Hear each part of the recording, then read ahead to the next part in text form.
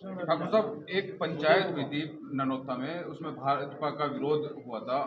आज एक पंचायत छाजपुर में हुई है, वो कह रहे हैं कि आपने बरगलाया था लोगों को। देखो, वो भाजपा की पंचायत थी, वो राजपूतों की पंचायत नहीं थी।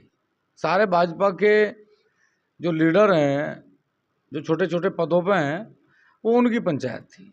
चौबीसी कुशवाहा चौबीसी के लोग थे सर। नहीं, वो जब पंचायत, अच्छा मैं ये बात कहूँ कि वो भी बरगला के लाए, वो भी सबको बरगला के लाए कि भाई वो सुबह से आज फिर रहे थे वहाँ गाँव गाँव में, लेकिन गांव में फिरने के बाद जब उन्हें कोई रास्ता नहीं मिला, फिर उन्होंने सारी गांव में गाड़ियां भेजी और गाड़ी भेज के वो पंचायत करी।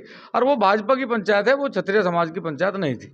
उन लोगों का कहना है कि जब आप राजनीति कर रहे हैं, राजनीतिक संगठन चला के, मैं वोट दूं, और जिसकी वोट है वो अराजनीतिक कैसे हो सके।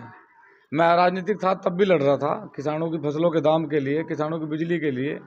और आज समाज को जरूरत है कि जिस व्यवस्था से समाज आज गुजर रहा, क्या राजपूत समाज किसान नहीं है?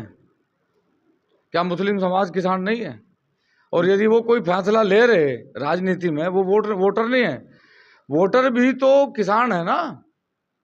भाजपा से नाराजगी का कारण क्या है ठाकुर साहब? देखो, भाजपा से नाराजगी का एक बड़ा कारण है, मान लिया पिछले एक साल से जो महापुरुषों के नाम पर षड्यंत्र हो रहा, कभी गुज्जर समाज को राजपूतों से भिड़ाने का काम। जब सांसद आपका है, भारतीय जनता पार्टी का सांसद है, अगर वो गलत बयानबाजी कर रहा है तो किसका फर्ज है? पार्टी का फर्ज है उसे मनाने का।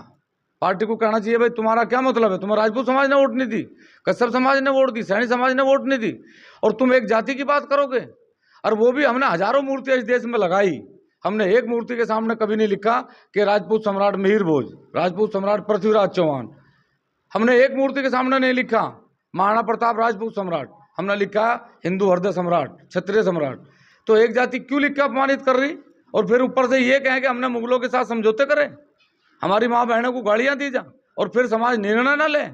समाज ने निर्णय लिया और निर्णय पर समाज अपने खरा उतरेगा। ये भाजपा वाले जो ये पंचायतें करके ये इस प्रकार की बयानबाजी कर रही है, ये इनकी निजी बयानबाजी है, ये समाज की बयानबाजी नहीं है। अच्छा, आगामी दिनों में मुख्यमंत्री आ रहे हैं, किस तरह का हो जाएगा? देखो, मुख्यमंत्री जी जब भी थे, जब मिहिर भोज जी की मूर्ति के सामने गुज्जर लिखा गया, मिहिर भोज जी जब भी थे, जब हम लोगों को और हमारी माँ बहनों को गालियां दी गई, योगी जी जब भी थे। हम सरकार की बुराई नहीं कर रहे, हम ये नहीं कह रहे कि भाई सरकार अच्छा काम नहीं कर रही, हमें इस बात से मतलब नहीं है। विकास अच्छा है, वो विकास की बात है, लेकिन स्वाभिमान की लड़ाई में विकास के कोई मायने नहीं है। क्योंकि आगे की क्या रणनीति है अभी? आगे की रणनीति है, पूरे देश में जहां जहां भी हमारा अपमान हुआ है, पूरे देश में जहां जहां ये लड़ाइयाँ हमारे खिलाफ लड़ी गई, ये सब भारतीय जनता पार्टी के सांसद और विधायक रहे हैं। पूर्ण रूप से हम भारतीय जनता पार्टी का विरोध करेंगे जब तक भारतीय जनता पार्टी सभी मूर्तियों के सामने से जाति सूचक शब्द नहीं हटवाएगी।